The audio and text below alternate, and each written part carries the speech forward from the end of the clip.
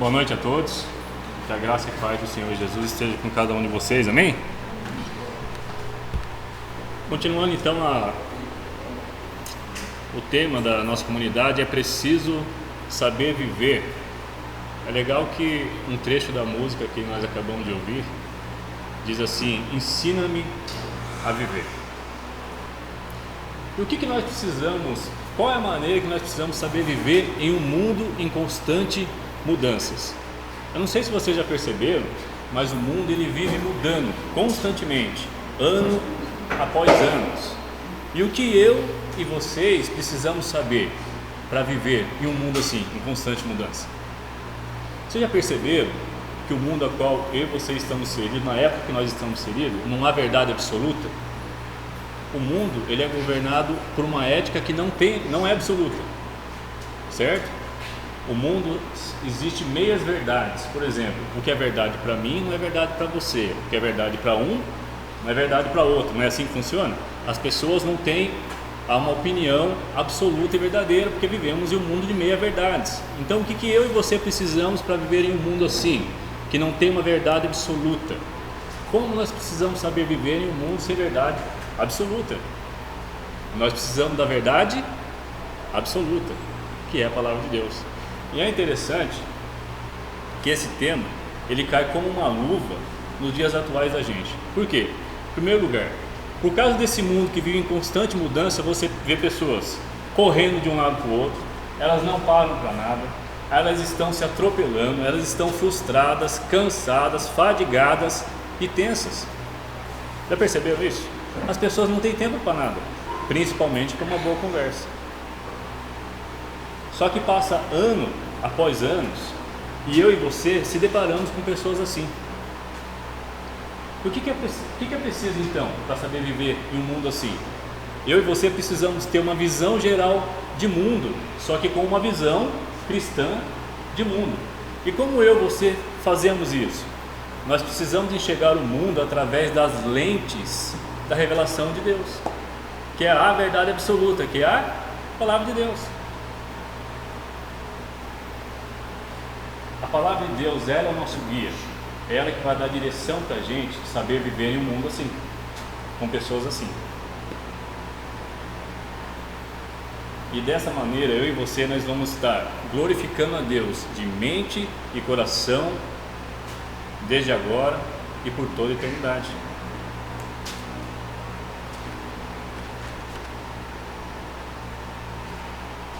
O mundo vive em constante mudança, não vive?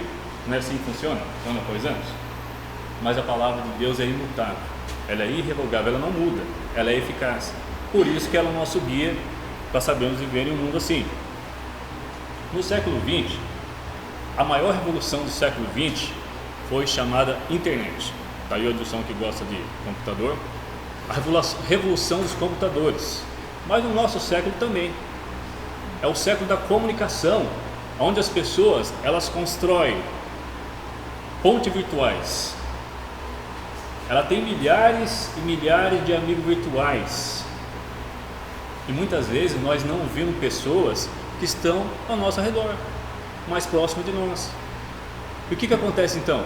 As pessoas constroem uma ponte virtual e quebram relacionamentos pessoais.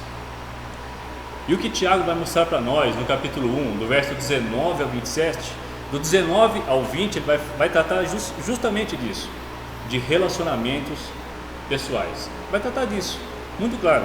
Por exemplo, está aqui o texto, Tiago 1, 19 e 20. Meus amados irmãos, tenham isso em mente, sejam todos prontos para ouvir, tardios para falar e tardios para irar-se. Verso 20. Pois a ira do homem não produz a justiça de Deus. Vamos trabalhar então agora o verso 19. Tiago começa dando uma instrução para a gente. Como que a gente tem que viver em um mundo assim? Como que a gente precisa saber viver? Qual é a maneira? Qual a maneira de, quando nós se depararmos com essas pessoas que vivem correndo para lá e para cá, o que fazer? Gera aquela pergunta, o que fazer quando nós encontramos com pessoas assim? Simples. Na verdade, o que ele está querendo dizer é isso aqui, ó. Escute mais e fale menos. Será que a gente consegue fazer isso? Nós que afirmamos que somos verdadeiramente discípulos de Cristo, será que nós conseguimos escutar mais e falar menos? Não é assim que funciona nessa geração? As pessoas estão assim, você não consegue conversar com as pessoas. Só que nós que afirmamos sermos discípulos de Cristo, nós temos que aplicar o que na nossa vida? Os princípios de Tiago, perdão. Estejam prontos para ouvir, escute mais e fale menos.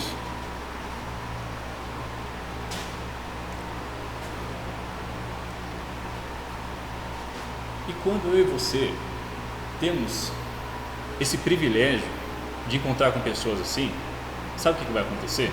O seguinte: você vai escutar essas pessoas, provavelmente essas pessoas que estão sobrecarregadas, estão enfadadas, estão tensas, ela vai falar,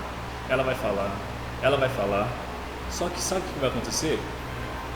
Vai gerar uma grande oportunidade, que para nós tem que ser o quê? Um privilégio. Aí você fala, por que um privilégio escutar elas tantas? Porque você vai ter a oportunidade, conforme o tempo de convivência com essa pessoa e relacionamento, você vai ter a oportunidade, sabe do quê? De falar para ela daquele que diz assim: vinde a mim todos que estão cansados e o quê? Oprimidos, e eu vos aliviarei. Você vai ter a oportunidade de mostrar para elas aquele que pode carregar o fardo que elas não podem carregar. Olha, é um privilégio, não é? É um privilégio. Esses são os princípios de Tiago nas nossas vidas. O versículo 20: pois a ira do homem não produz a justiça de Deus. Por exemplo, deixa eu voltar no 19 aqui, perdão. Eu quero falar uma experiência com vocês que eu já tive com um amigo nosso, o Deus conhece, ele não está aqui, mora muito perto de casa. E o que aconteceu? A gente marcou de toda semana em casa, não só ele, mas já teve outra moça também, de toda quinta-feira a gente está discipulando ele. Então eu marquei com ele toda quinta-feira ele em casa para a gente estudar o quê? A palavra de Deus. Só que no decorrer do tempo, entre 3 meses a 4 meses, eu não estudava a palavra de Deus com ele. Ele chegava lá numa média de 8 horas da noite e nós ficava até 11, meia-noite, sabe o quê? Só conversando.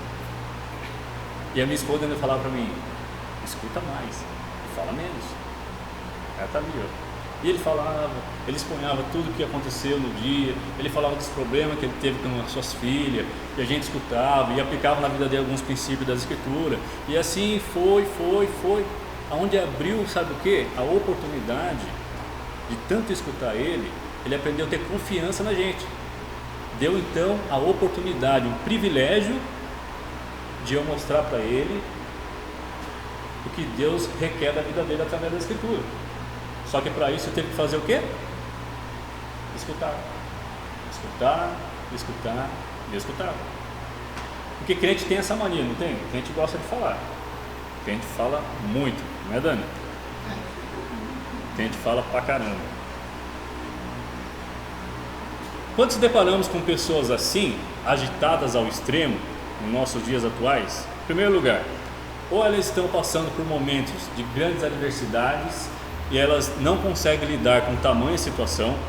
Segundo lugar, ou elas estão sendo tentadas pelos princípios do mundo ou estão sendo tentadas pelos seus próprios desejos desenfreados.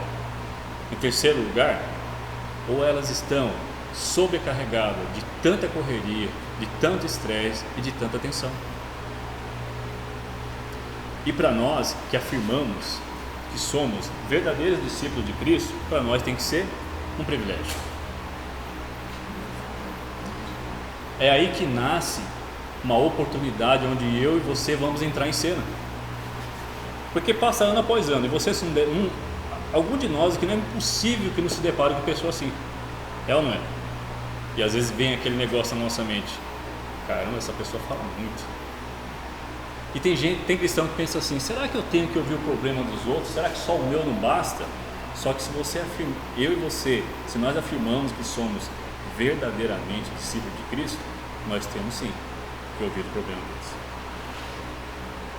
para fazer a diferença na vida deles, com a palavra de Deus. Aí nasce essa oportunidade onde eu e você entra em cena fazendo o quê? Tendo tempo para essas pessoas, para ouvi-las. Entendeu? Por quê? Porque a gente precisa valorizar as pessoas. Deus ama as pessoas. Seja sensível para escutar as pessoas. E o privilégio a gente vai ter de presentear as pessoas com o evangelho da graça do nosso Senhor Jesus Cristo. Se você escutar mais, falar menos. Porque conforme o tempo, essa pessoa vai ganhar confiança de você. Ela vai ver, ela tem paciência comigo, ela me ama incondicionalmente, independente da minha situação financeira, independente do que eu creio ou não. Então, aqui no versículo 19 a 20, Tiago tratou do quê? De relacionamentos. Como eu e você devemos se portar com pessoas assim, agitados, que correm de um lado para o outro, ou também não agitados, mas eu falo agitado porque o mundo vive em constante mudança. Então as pessoas estão se atropelando uma com a outra.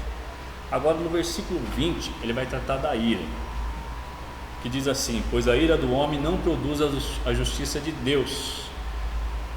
Alguém de vocês, provavelmente, e eu também, já foi injustiçado? Vocês já foram injustiçados por algo que vocês não mereciam? Vocês já foram injustiçados ou perseguidos por alguém no seu trabalho? Vocês já foram injustiçados de escutar aquilo que vocês não mereciam? Quanto de nós já não passamos por isso?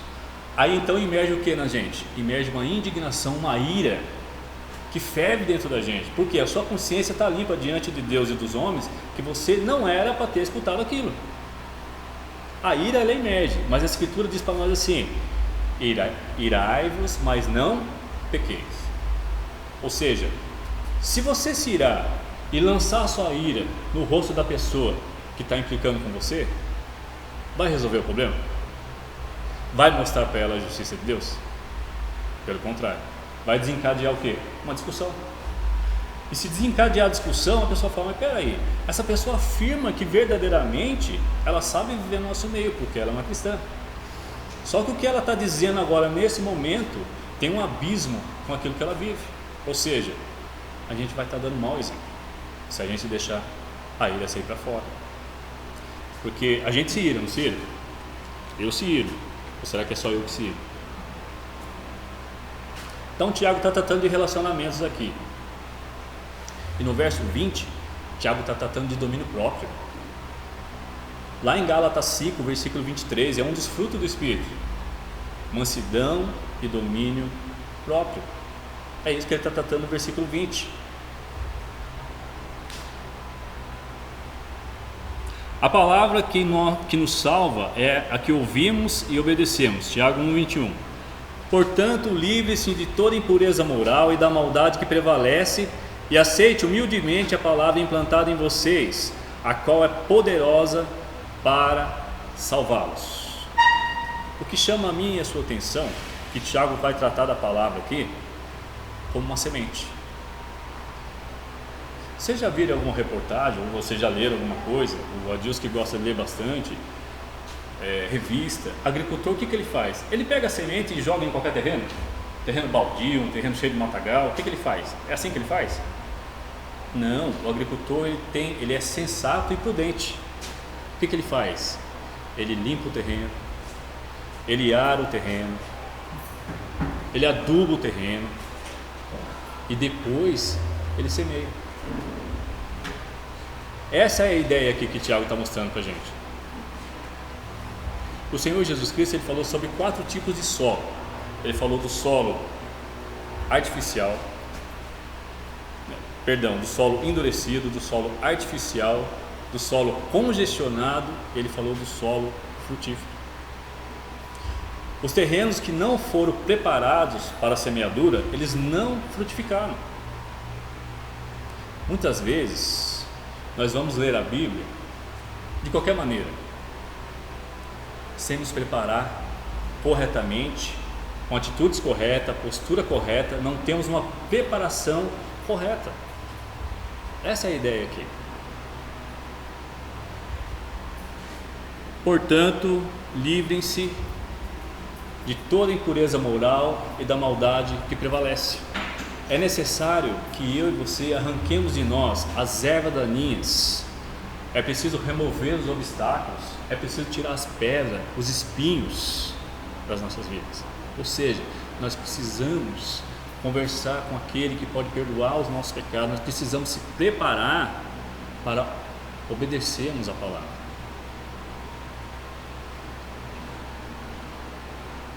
É daquele jeito assim, ó, eu estou lendo,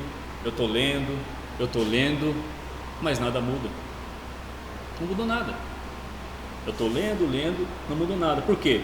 Porque é necessário nós tirarmos das nossas vidas o mal, a impureza moral e o mal que prevalece. Se prepararmos para ler a Escritura. A palavra que salva a nossa alma não é aquela que eu e você ouvimos e desobedecemos, é aquela que nós ouvimos e aceitamos com o quê? Com humildade. Então até aqui nós aprendemos o quê? Primeiro, prontos para ouvir e tardios para falar, certo? Escute mais e fale menos. Segundo, o verdadeiro discípulo aceita humildemente a palavra implantada nele e ele obedece. E terceiro é o que nós vamos ver agora: o verdadeiro discípulo pratica a palavra de Deus.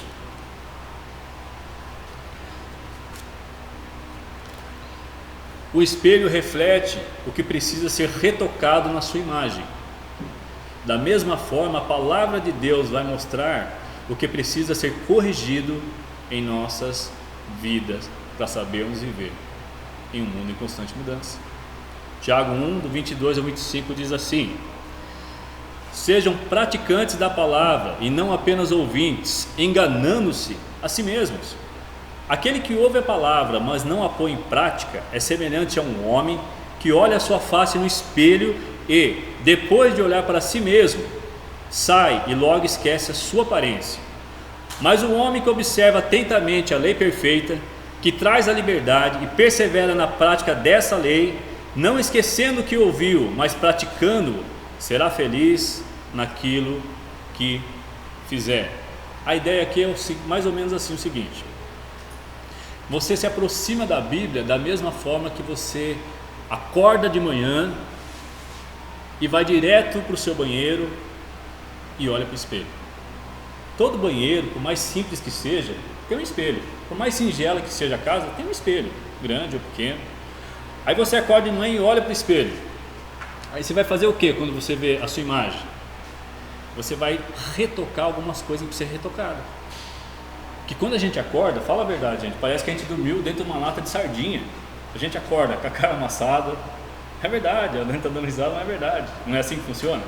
A gente acorda com o cabelo desalinhado. Já eu que sou calvo não tenho tanto problema assim.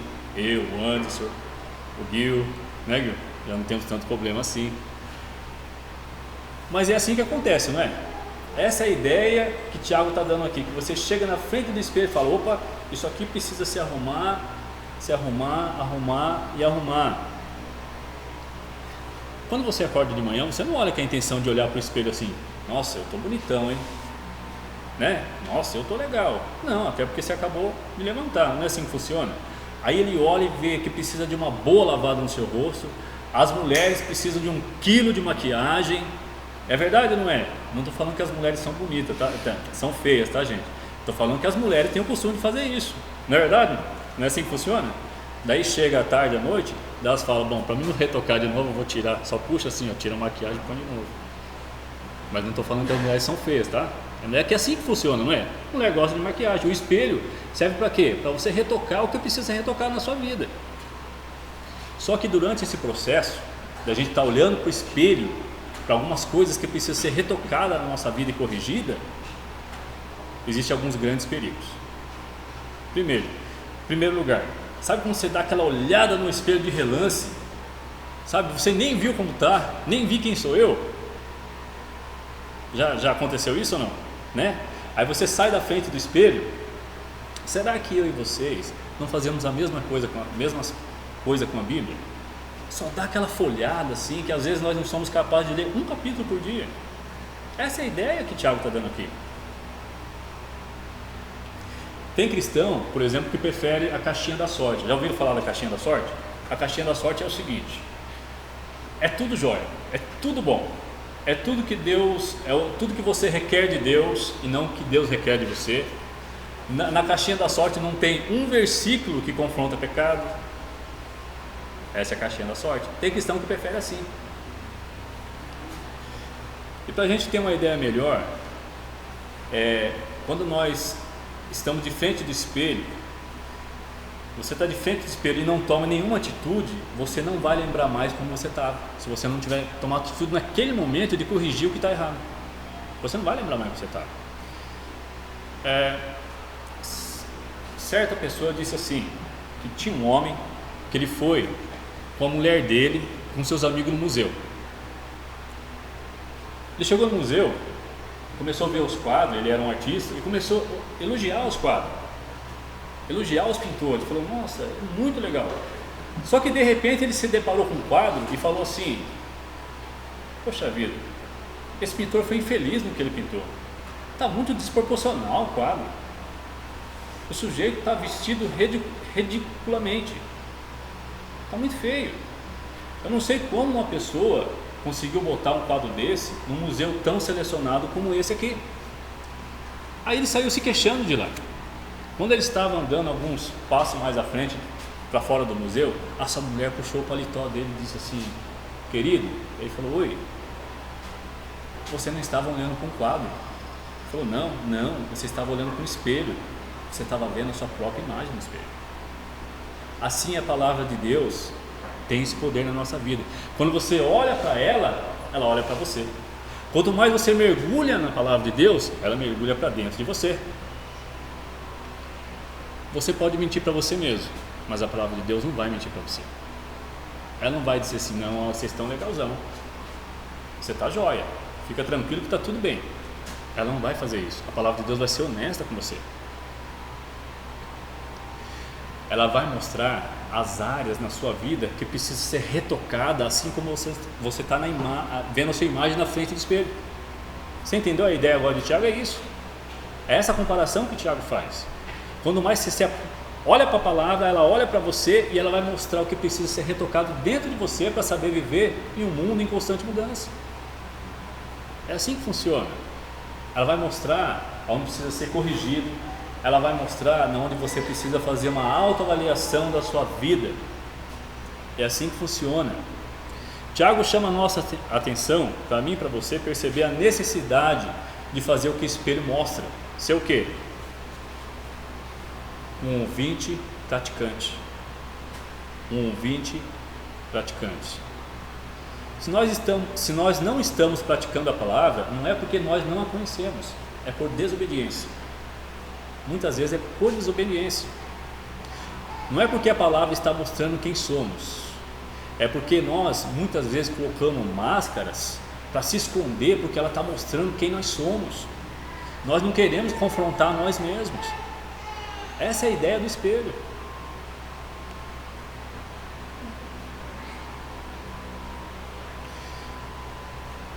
Se não se tornarmos praticantes da palavra e se tornarmos apenas ouvintes, sabe o que vai acontecer? Nós estamos enganando a nós mesmos. A gente vem na comunidade, domingo após domingo, semana após semana, mês após mês, ano após ano, a gente escuta e não muda nada. Não muda nossas atitudes. Segundo lugar, quem pratica a palavra torna-se verdadeiramente livre. No verso 25. Mas o homem que observa atentamente a lei perfeita que traz a liberdade e persevera na prática dessa lei, não esquecendo o que ouviu, mas praticando, será feliz naquilo que fizer. Quando é que eu e vocês somos livres? Quando que nós somos livres? Quando achamos que podemos fazer tudo o que queremos, quando eu e você somos capacitados a fazer o que é certo? Muitos confundem liberdade, que é um fato, com libertinagem. uma boa definição para isso aqui é o que você não pode e pode não. Não parece, mas tem diferença. Por exemplo, um dependente químico, ele não consegue ficar sem cheirar cocaína. Por quê? Porque ele é dependente daquilo.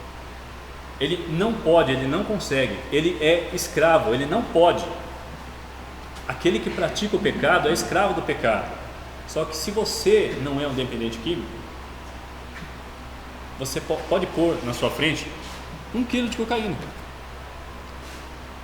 Você pode injetar na veia? Pode, se quiser pode. Mas você pode não cheirar, você pode não injetar. O apóstolo Paulo diz assim que todas as coisas me convêm, mas nem todas elas me são lícitas. O que é ser livre então? Quem é livre?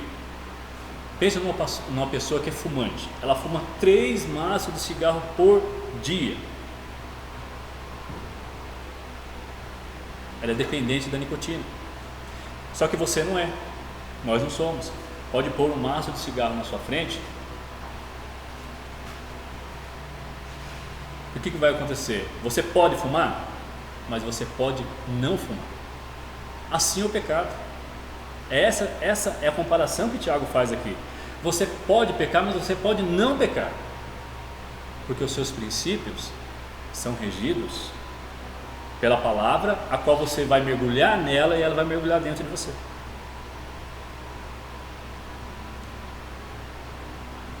Quem que é livre então? É quem pode não. Viu a diferença? Não parece, mas tem. O que o texto está se referindo é o seguinte: se você lê a Bíblia, se você pratica a Bíblia, se você obedece à Bíblia, o que Deus ensina, então sim, você é uma pessoa livre. As pessoas acham que ser livre é fazer tudo que o coração deseja, tudo o que o pecado ordena e tudo o que o mundo sugere. Não, isso não é ser livre. Ser livre é ser livre para obedecer, ser livre para fazer o que é certo e ser livre para praticar as Escrituras. Essa é a ideia aqui. Terceiro lugar, quem pratica a palavra de Deus, além de ser livre, torna-se feliz naquilo que fizer. O que é aquilo? Tudo. No lar, no trabalho, na faculdade, em qualquer lugar. Na onde estiver. Então a ideia da comparação de espelho é essa. Quando você olha para o espelho, você precisa corrigir algumas áreas na sua vida. E quando você se aprofunda na palavra de Deus, ela vai se aprofundar dentro de você e vai mostrar na onde é as áreas da sua vida que precisa ser corrigida. A palavra de Deus, ela é uma faca de 2 gumes. Ela penetra mesmo, alma, corpo e espírito. Ela não é a caixinha da sorte. Ela é a palavra que confronta você porque ela te ama. E ela que vai ensinar você a maneira certa de viver em um mundo em constante mudança. É preciso saber viver de forma coerente com os princípios de Deus e com os valores de Deus nas nossas vidas no mundo lá fora.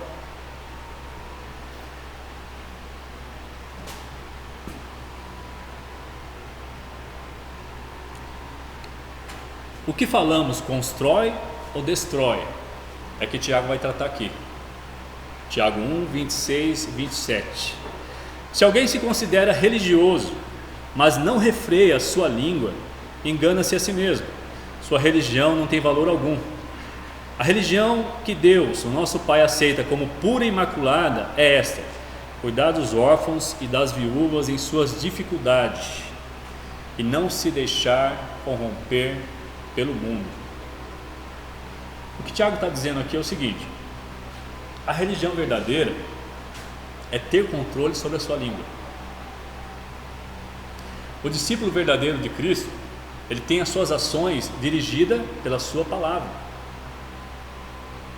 Tiago está falando sobre duas coisas aqui. Estou solucionando. O temperamento descontrolado e a língua solta são 2 coisas diferentes uma da outra. Ele vai tratar disso aqui.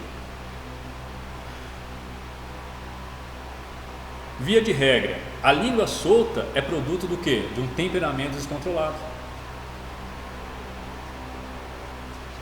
Quem não tem domínio próprio também não consegue se comunicar com ninguém.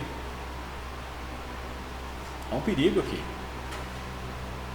A língua solta é um perigo. Deus, ele detesta, ele abomina qualquer pecado. Pecado é pecado. Mas se tem um pecado que Deus abomina, é da língua solta. Por exemplo, lá em Provérbios 6, é um pecado que Deus vai falar claramente sobre a língua, quanto é abominável diante de Deus. Por quê? Por que aborrece a Deus? O que aborrece a Deus, por exemplo, é aquela pessoa que fica espalhando boatos, intrigas, jogando uma pessoa contra a outra, não refreia a sua língua. Precisamos então pensar o seguinte: o que nós falamos edifica, constrói, abençoa. O que nós falamos é com a pessoa implicada. O que nós falamos traz edificação. Se usamos a nossa língua para trazer malefício em vez de bênção, nós não estamos então refreando a nossa língua. Lá no capítulo 3, 2 capítulos avançando esse aqui, Tiago, ele compara a língua como um instrumento que dirige o corpo. Ele compara a língua com 2 metáforas. Por quê? Porque ele compara assim? Porque Tiago é muito prático. Então ele usa de metáfora para falar uma verdade absoluta. Ele compara a língua com 2 metáforas. Primeiro, com o freio do cavalo. E segundo, com o leme de um navio. Por exemplo, o cavalo ele é domesticado, certo? Só que se você não domesticar o cavalo com o freio, o que vai acontecer se você montar no cavalo? Você vai estar pondo em risco a sua integridade física, ou não? Porque ele não está domesticado. Essa é a ideia aqui. Ele compara a língua como um leme de um navio também. O navio à deriva sem leme no mar, ele pode bater no rochedo, ele pode bater no iceberg, causar danos, prejuízos e até morte. Olha a comparação que Tiago faz com a língua. Olha o que os princípios de Deus estão ensinando para a nossa vida. Como nós devemos se portar com pessoas lá fora. Que muitas vezes nós não conseguimos ter domínio próprio sobre a nossa língua. E Deus está falando, se vocês são verdadeiramente discípulos de Cristo, refreia a sua língua. Não tem aquela ideia de falar, não, eu não se iro, eu sou um cara. Não tem, a gente se ira. Só que a gente tem que ter controle e domínio próprio para refrear a nossa língua. Tiago diz o seguinte: a língua é como o freio do cavalo e como o leme de um navio. Ela te dá direção, mas para usar o seu poder para o bem e não para o mal, certo? Tiago compara a língua como fogo e como veneno. Isso é muito curioso. Ele compara uma pequena fagulha que é capaz de incendiar uma floresta. A comparação que ele faz com a língua. Só que daí depois não pode apagar aquele incêndio mais. Nem os bombeiros conseguem apagar. Olha o perigo que é a língua. E os princípios de Deus estão ensinando o que para nós? Refreia a sua língua. Refreia a sua língua para você saber viver lá fora. É exatamente assim a língua. É uma palavra distorcida, um comentário maldoso, uma fala da vida de alguém que se espalha, que vai fermentando, vai azedando e constrangindo e jogando uma contra a outra. Produz amargura, dor e depois não tem mais jeito. Tiago também ele compara a língua como uma fonte que brota a água a jorrar. Ele diz assim: como que pode da mesma fonte brotar águas puras e saudáveis e águas amargas? Em outras palavras, como pode uma língua dizer louvores a Deus e injúrias aos seus irmãos ou às pessoas lá de fora?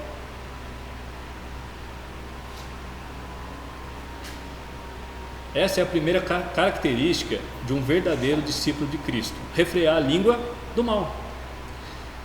E se não procedermos assim, diz Tiago, a sua religião é vã. Olha o quanto isso é complexo. Tiago é muito prático. Ele está tratando da questão prática, do lado prático do cristianismo. Olha que interessante isso. Ele está dizendo, como eu e você somos conhecidos lá fora. Simples assim.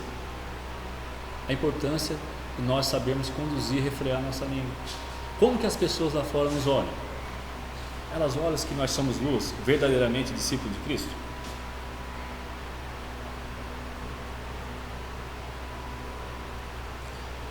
Segunda coisa que Tiago quis dizer aqui, se nós somos verdadeiramente discípulos de Cristo, nós precisamos ter retidão pessoal.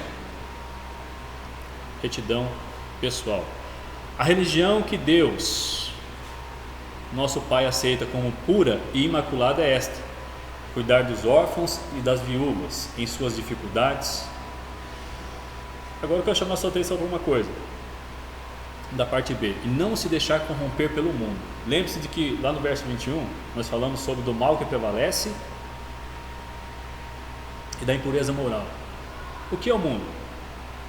O mundo é um sistema anti-Deus, um contexto onde estamos inseridos, que vale tudo, nada é proibido, tudo é permitido, todo mundo faz e é assim mesmo, e vale tudo. Esses são os princípios do mundo.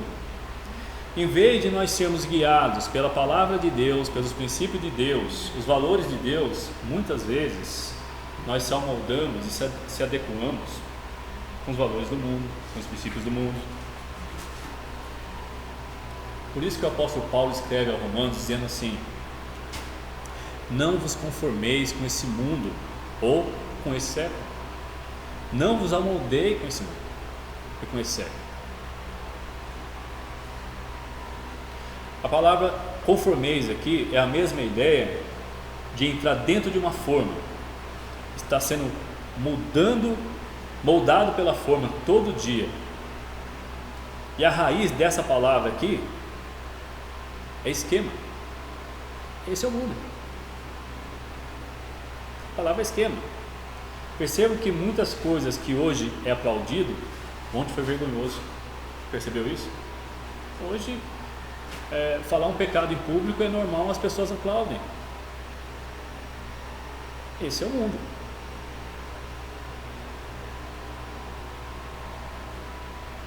Pecados horrendos que ontem e hoje são virtudes, hoje e amanhã é recomendado. É assim que funciona. Por quê? Porque o mundo ele não tem uma ética absoluta. O mundo ele não é governado por uma verdade absoluta. Como eu falei lá no início, na introdução. Lembra? O mundo é feito de meias verdades. O que é verdade para mim não é verdade para você. Tiago diz o seguinte então: o verdadeiro discípulo de Cristo pergunta a você mesmo: eu sou um verdadeiro discípulo de Cristo? A minha vida é governada pelos valores, princípios da palavra de Deus? Ou a minha vida é governada pelos princípios e pelos valores do mundo? É a comparação que Tiago faz aqui.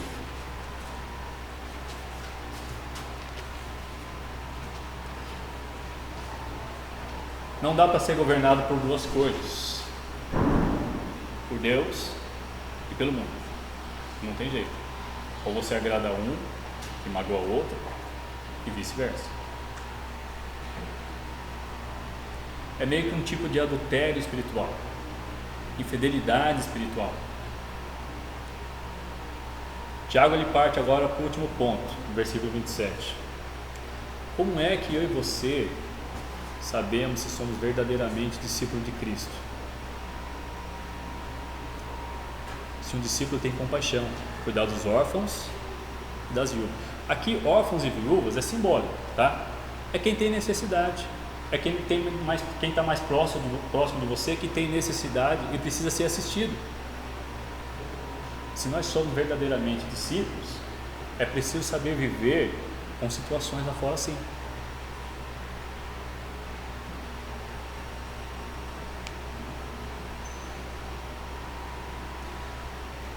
O que Tiago está querendo dizer para a gente é: se eu e você somos discípulos e somos governados pela palavra de Deus, e se você obedece a palavra de Deus, se você tem um relacionamento com Deus, então nós precisamos expressar a nossa fé através de uma atitude generosa, tendo compaixão dos necessitados, através das nossas obras. Ele diz assim: quem tem fé, mas não tem atitude, é uma fé morta. Eu tenho fé, mas você não produz nenhum tipo de atitude, uma fé morta, uma religião vã. Não podemos amar a Deus a quem não vemos, se nós não amarmos ao nosso próximo quem vemos. Essa é a ideia do versículo 26 e 27.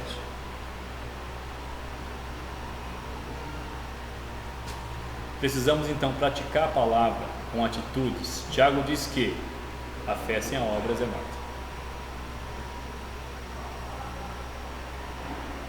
Ela não produz fruto, ela não honra a Deus, ela não expressa o verdadeiro cristianismo, a fé sem obra.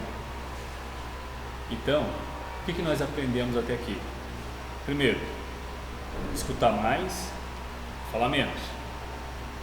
Segundo, quando mais nós se aprofundamos na Escritura, mais ela mergulha dentro da gente, e assim como o espelho mostra todos os nossos defeitos que precisa ser corrigido, a palavra de Deus também vai mostrar o que precisa ser corrigido em nós, para podermos saber viver em um mundo em constante mudança. Em terceiro, o que nós falamos constrói ou destrói? Olha a necessidade de precisar saber viver em um mundo em constante mudança. Tá bom, gente? Vamos orar? Senhor, nós te agradecemos, Pai, pela sua santa misericórdia na nossa vida. Obrigado, Deus, porque até aqui o Senhor tem nos ajudado. E Deus, nos ajuda, Senhor, a sabermos viver de maneira digna do seu Evangelho. Nos ajuda, Senhor Deus, a escutar mais as pessoas. Nos ajuda, Senhor Deus, a valorizar as pessoas. Nos ajuda, Senhor Deus, a amarmos as pessoas assim como o Senhor ama, Senhor. Senhor, nos ajuda, Senhor, a aprofundarmos na palavra, para que ela possa, Senhor Deus, ler a nossa vida, mostrar o que precisa ser corrigido, assim como nós se deparamos com um espelho que ele mostra para nós, Senhor, o que precisa ser corrigido, posto no lugar na nossa imagem. Assim a sua palavra faz com nós também. Obrigado pela vida da comunidade, Deus, abençoa cada um aqui, que nós possamos, Senhor, ir embora para nossos lares assim, refletindo, sendo praticantes, ouvintes e praticantes da sua palavra, não apenas ouvintes. Que nós possamos obedecer a sua palavra, Senhor Deus, e fazer a diferença lá fora com as nossas atitudes e demonstrando a elas, ó Senhor, o quanto o Senhor a ama. Obrigado, Deus, porque até aqui o Senhor tem nos ajudado. Nós te honramos, Senhor, nós te glorificamos.